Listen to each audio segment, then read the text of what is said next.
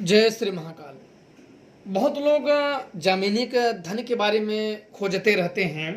मैं शोध विद्या महायक्षिणी बेल पे जमीन के अंदर की ही शोध विद्याओं को मैंने सिद्ध किया था और इन्हीं शक्तियों से मैं लोगों के बारे में, उनके आगे भविष्य के बारे में कुछ ऐसे चीज़ें जान जाता हूं जो उन्हें मैं बता देता हूं। पर मैं ये नहीं उनसे कहता। मैंने कई अपने शिष्यों को उनके बारे में बताया है कि तुम्हारे लिए ये मार्ग ठीक है, ये मार्ग गलत है, तुम ऐसे ऐसे करो, ऐसे ये चीज़ आप ऐसे निकलो।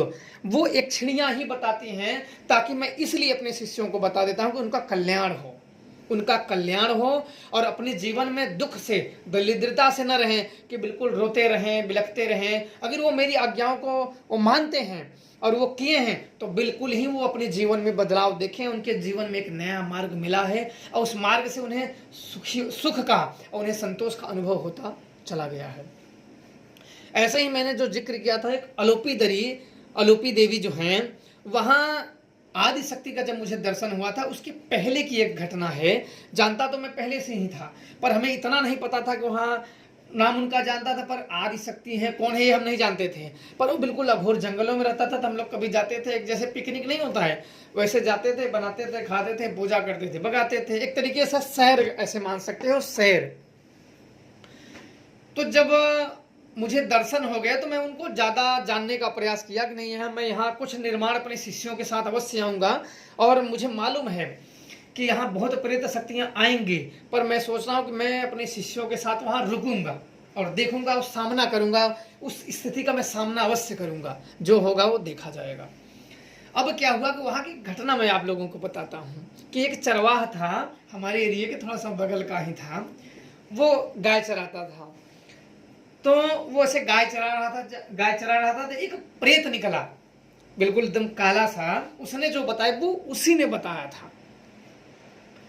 तो वो बोला कि तुम्हें पैसा चाहिए? तो बोले नहीं नहीं, मैं पैसा क्या करूंगा। बोले तुम्हें धन सोना चांदी?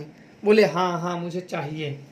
तो बोले कि ठीक है, तुम कल मुझे देसी एक मुर्गा लाना, देसी मुर्गा लाना, बोलता हुआ जो कुकड़ू को बोलता है, देसी मुर्गा लाना और एक बोतल शराब लाना। वो बोला ठीक है मैं लाऊंगा। अब वो आया था, उतना सब वो निकल के सब बोला। तो इसके बाद वो गांव में आके सब जैसे कहते ना कि वो गा दे ना, तो उसने तुरंत ही पूरे गांव में गा दिया कि मुझे एक आदमी आया था, बोला कि तुम्हें धन चाहिए तो कल लेके आना, वो लेके आना, ये लेके आना। उसने सब बता दिया। अब बताने के बाद अगले दिन वो सोचा रे वो पता नहीं मिलेगा कि नहीं, वो मतलब गलत समझ गया। वो सोचा कि नहीं ये सब बातें झूठ है, ये गलत है, चलो अच्छा लेके ही चलते हैं। उसने क्या किया कि एक पौवा शराब लिया, छोटी वाली बोतल, एक पौवा शराब लिया 20-25 रुपए का। और जो फार्म वाले जो बच्चे गांव गांव बेचते नहीं है, बिल्कुल 2-2, 3-3 दिन के, वो लिया था 3 रुपए का, 3 रुपए या 5 रुपए का लिया था। उस समय 3 ही रुपए का आता था। वो लिया, आया था बेचने के लिए। और एक बच्चा लिया जो ची ची ची ची करता रहता, वो लिया। और एक पौवा दारू लिया और वो अच्छा गया, एक थोड़ा पिंजड़े में बना के लेके गया, दारू जेब में भर के।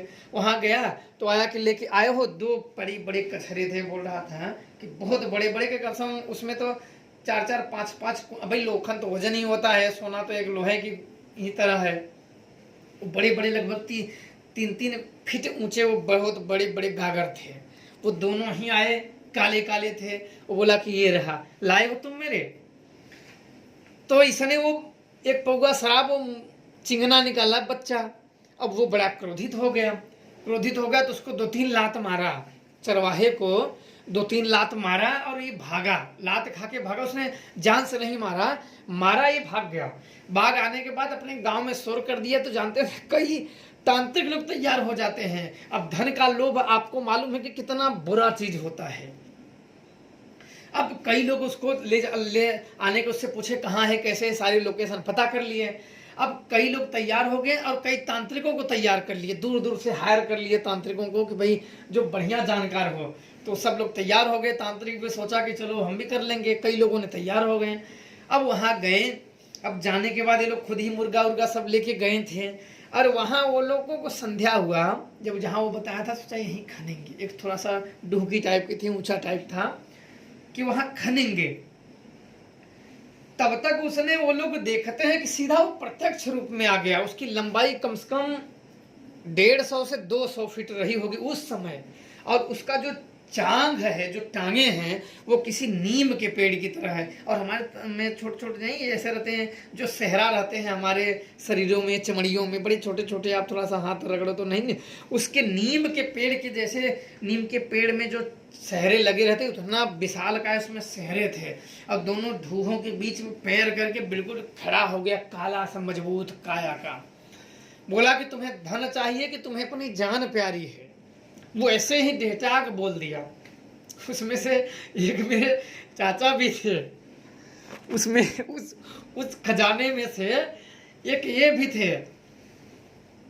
तो वो खड़ा हो गया तो सब तांत्रिकों ने हाथ जोड़ के बोला, नहीं हमें धन नहीं चाहिए, हमें जान प्यारी है। बोले कि तुम्हें अपनी जान प्यारी है कि धन चाहिए? बोले नहीं नहीं, मुझे अपनी जान प्यारी है। बोले तुरंत यहाँ से चले जाओ। अब ये होते होते सब वहां से तुरंत मौका पाते ही ऐसे अंतर ध्यान हो गए कि जैसे मंत्र से गायब हो गए हों। जैसे जिसको जो रास्ता मिला इतना तेज गति से आए कि पूछो मत, कि जैसे कोई व्यक्ति फरार हो गया हो, उनको जिंदगी यमपुरी से कोई भाग गया हो, सीधा अपने थ्रू घर आया हो। फिर वो लोगों ने, तांत्रिक ने भी छोड़ दिया कि हम आज के बाद धन वन के चक्कर में नहीं जाएंगे। सब लोगों ने छोड़ दिया, सिर्फ कहानियां रह गई। तो मैंने एक बार सुना,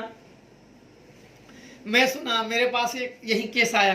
बोले वहाँ ऐसे ऐसे धन है। तो अच्छा, मैं बोला अच्छा चलो, समय घूमने के लिए अलोपी महाशक्ति के पास दर्शन करने जा रहे हैं, चलो अच्छा देखेंगे। वहाँ गया तो ढूह था, एक झंडा, उसमें एक छूल का पेड़ था और ढूह था, उसमें एक झंडा गड़ा हुआ था। मैंने देखा, फिर हुआ कि नहीं, ऐसी चीज़ों को लालच नहीं करनी चाहिए। मैंने वहाँ प्रणाम किया और चलता बना कि भैया इन सब के चक्करों में नहीं पड़ना चाहिए। जब जानते हो उड़ता तिरुड़ के पिछवाड़े में क्यों लेना।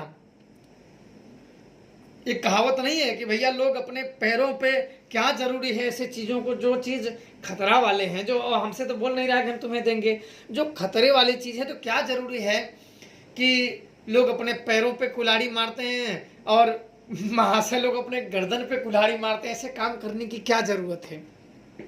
मैं वहां से गया, फिर दर्शन किया, चलता गया। जब भी मैं आज भी जाता हूँ तो वहाँ मेरे स्मृति वो चीज़ देख के मेरे को ये होता, आज भी वही वो चीज़ पड़ा हुआ है, किसी ने छेड़ा नहीं। बहुत कम ही लोगों को जानकारियाँ है और उस चीज़ों को कोई छेड़ता नहीं, कोई उसको डिस्टर्ब नहीं करता है। आज भी वहाँ उन शक्तियों को रक्षण करती हैं और आज भी वो शक्तियाँ वहाँ विद्यमान है और वहाँ उस खजाने की रक्षा कर रही है। अब उस खजाने की, उस शक्तियों को किसने लगाया है, कब से लगाया है, वो धन कब से है और वो शक्ति कौन है, ये आज तक पहेली ही बनी है। मैंने उसके बारे में देखा नहीं, अब आज तक वो पहेली ही बनी है। तो आशा करता हूँ कि आप लोगों के अनुभव समझ में आ गया होगा। जय श्री महाकाल।